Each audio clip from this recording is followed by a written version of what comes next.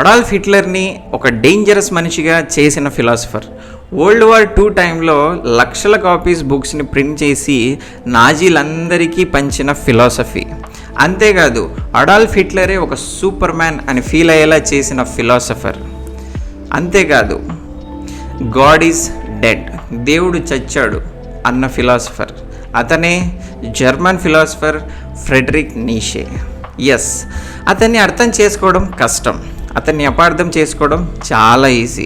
అతని గురించి హిట్లర్ ఏమంటాడంటే అతను ఎంత గొప్ప ఫిలాసఫరో అంత గొప్ప కవి కూడా.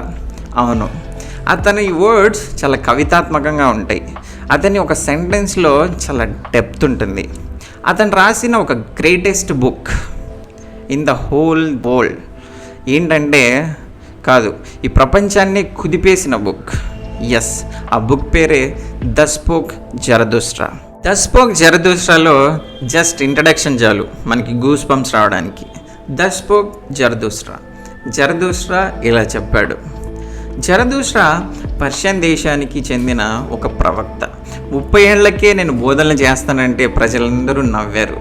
అందుకని తను దూరంగా కొండ ప్రాంతాల్లో గుహల్లో వెళ్ళి దాక్కొని 10 సంవత్సరాల పాటు తన నాలెడ్జ్ని పెంచుకొని ఒకరోజు బయటికి వస్తాడు.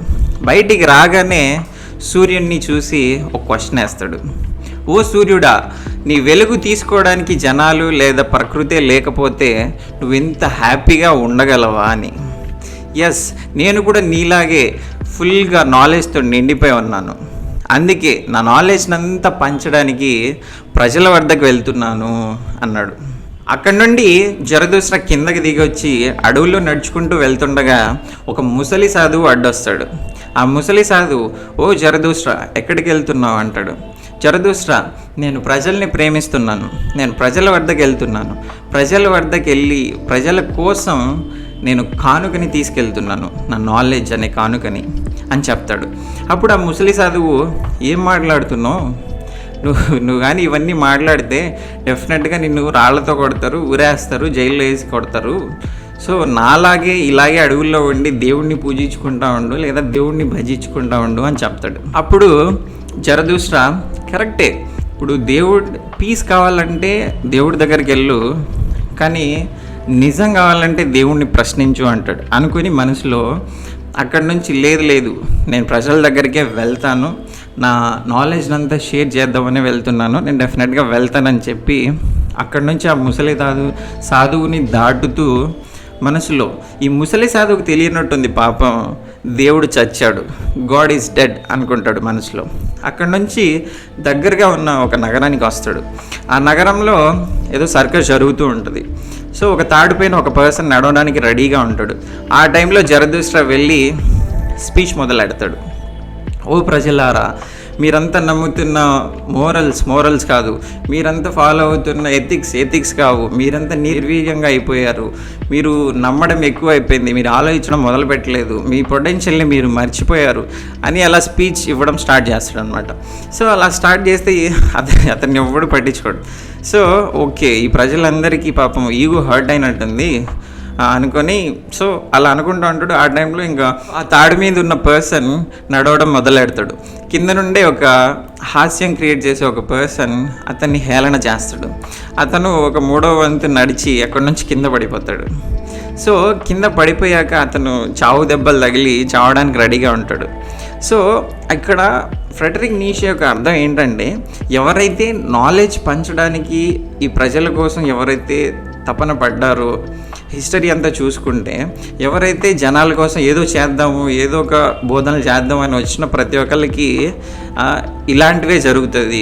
అంటే ఎవరైతే ఆ తాడు పై నుంచి పడ్డారో కిందకి, ఇలాంటి సిచ్యువేషనే ఎదురవుతుంది అని ఆయన అర్థం. సో అలా పడ్డాక అందరూ వెళ్ళిపోతారు అక్కడి నుంచి. జరదుస్ట్రా మాత్రం అతని దగ్గరకు వస్తాడు. దగ్గరకు వచ్చి అతను చావు బతుకుల్లో ఉంటాడు. ఆ పర్సన్ అంటాడు, నేను నరకానికి వెళ్తానేమో, అక్కడ దెయ్యాలు ఉంటాయేమో, ఈవిల్స్ ఉంటాయి, నన్ను కాపాడు అని జరదుస్ట్రాతో అంటాడు.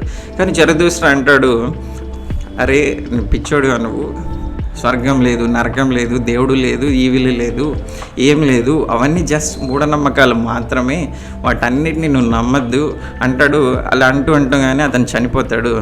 సరే, తన్ని తీసుకెళ్ళి భుజాన వేసుకొని అడవుల్లోకి వెళ్తాడు. అడవుల్లో వెళ్ళాక బాగా ఆకలేస్తుంది. సో అప్పుడు దగ్గరలో ఆ అడవుల్లో ఏదో చిన్న ఇల్లు కనిపిస్తుంది. ఆ ఇల్లు దగ్గరికి వెళ్ళి ఆ బ్రెడ్ కావాలని అడుగుతాడు. సో బ్రెడ్ వైన్ ఏదో ఒక ముసలాయన ఇస్తాడు. ఇచ్చాక ఆ బ్రెడ్ వైన్ తిని ప్లస్ ఆ ఇంకో బ్రెడ్ వైన్ కూడా తీసుకొచ్చి నీ సహచరుడికి ఇవ్వు అంటాడు. లేదు, అతను నా సహచరుడు కాదు, అతను చనిపోయాడు అని జలదోస్తా అంటాడు. ఆ ముసలతను లేదు, నా దగ్గరికి ఎవరు వచ్చినా నేను ప్రొవైడ్ చేయడం, అంటే వాళ్ళకి ఫుడ్ ప్రొవైడ్ చేయడమే నా ముఖ్య ధ్యేయం, సో అతనికి కూడా ఇవ్వు అని ఇస్తాడు. సో అక్కడి నుంచి తినగానే వెళ్తూ ఉంటే సో వీళ్ళంతా ఎవరికైతే నేను బోధన చేయాలని వచ్చానో ఈ ప్రజలందరూ నా మాట వినట్లేదు, వీళ్ళంతా రైట్ పీపుల్ కాదేమో నాకు. సో నాకు నిజమైన సహచరులు నేను వెతుక్కుంటూ వెళ్ళాలి అనుకుంటున్నాను. సో నా నిజమైన సహచరులు ఎవరు, అలాంటి వాళ్ళ కోసమే నేను వెళ్ళాలి, అలాంటి వాళ్ళకి నా నాలెడ్జ్ అంతా నేను పంచాలి అని అనుకొని ఆ శవాన్ని ఒక చెట్టు త్వరలో పెట్టేసి అక్కడి నుంచి ఎవరైతే సూపర్ మ్యాన్ని తన గర్భంగా ఇచ్చి ఒక సూపర్ మ్యాన్ని జననం ఇస్తారో అలాంటి పీపుల్ కోసం నేను వెళ్తాను, అలాంటి పీపుల్నే నేను వెతుక్కుంటూ వెళ్తానని చెప్పి చాలా గొప్ప కోరికతో బయలుదేరతాడు. అదే టైంలో నీషే ఆకాశంలో ఒక గద్ద, తన నోట్లో ఒక పాము. సో దాని అర్థం ఏంటంటే ఆ పాము ఒక నాలెడ్జ్కి సింబల్గా, ఆ గద్ద పైకి ఎగురుకుంటూ వెళ్తుంది. అంటే జరదూస్రా అంత గొప్ప కోరికతో నాలెడ్జ్ పంచడానికి తన సహచరుల కోసం బయలుదేరాడు అని అర్థం. నీషే ఈ ఇంట్రడక్షన్లో జ్ఞానులు లేదా నార్మల్ ప్రజలకి మధ్య ఎలాంటి ఘర్షణ జరిగింది, జ్ఞానులు ప్రతిసారి జ్ఞానం బోధిద్దాం అన్న ప్రతిసారి ప్రజలు వాళ్ళని ఎలా ట్రీట్ చేశారు అన్నదంతా హిస్టరీని అంతా తీసుకొచ్చి జస్ట్ ఈ ఇంట్రడక్షన్లో ఇరికిచ్చాడు. అండ్ అపార్ట్ ఫ్రమ్ దిస్ దేవుడు చచ్చాడు అంటాడు కదా, కానీ నీషేకి కూడా తెలుసు దేవుడు అనేవాడు లేడని. కానీ అదే డైరెక్ట్గా దేవుడు లేడు అనొచ్చు కదా, ఎందుకు దేవుడు చచ్చాడు అని అనాలి? ఎందుకంటే మనుషులు దేవుడు ఉన్నాడనే ధీమాతో ఆలోచించడం మర్చిపోయి నమ్మడం మొదలెట్టాడు. వాడి పొటెన్షియల్ని వాళ్ళకి తెలుసుకోలేకున్నాడు. ఒక మనిషి చాలా వీక్ మనిషిలా తయారయ్యాడు. అందుకనే ఆ దేవుణ్ణి నువ్వు ఆ దేవుణ్ణి చంపేస్తే నీ రియల్ వర్త్ నువ్వు తెలుసుకుంటావు, ఆలోచించడం మొదలెడతావు, నీ పొటెన్షియల్ని నువ్వు తెలుసుకుంటావు, అప్పుడు నువ్వు ఒక సూపర్ మ్యాన్ అవుతావు అని ఆయన అర్థం. And apart from this weak మ్యాన్ని ఆయన లాస్ట్ మ్యాన్ అని వర్ణిస్తాడు ఈ ఇంట్రడక్షన్లోనే. లాస్ట్ మ్యాన్ ఏంటంటే ఈ ప్రపంచాన్ని ఇలాంటి వీక్ పీపుల్స్ అంతా కలిసి మరణ స్థాయికి తీసుకొచ్చిన ప్రజల్ని అతను లాస్ట్ మ్యాన్ అంటాడు. అంతేకాదు దీంతోపాటు ఇంకా డిఫరెంట్ థింగ్స్ మీద ఆయన చాలా గొప్పగా చెప్తాడు అండ్ చాలా డిఫరెంట్గా కూడా చెప్తాడు. మనం దాన్ని చదివితే డెఫినెట్లీ మన మైండ్ తూట్లు పొడుస్తాయి. సో మీరే చదివి మీ మైండ్లని మీరే తూట్లు పొడుచుకోండి.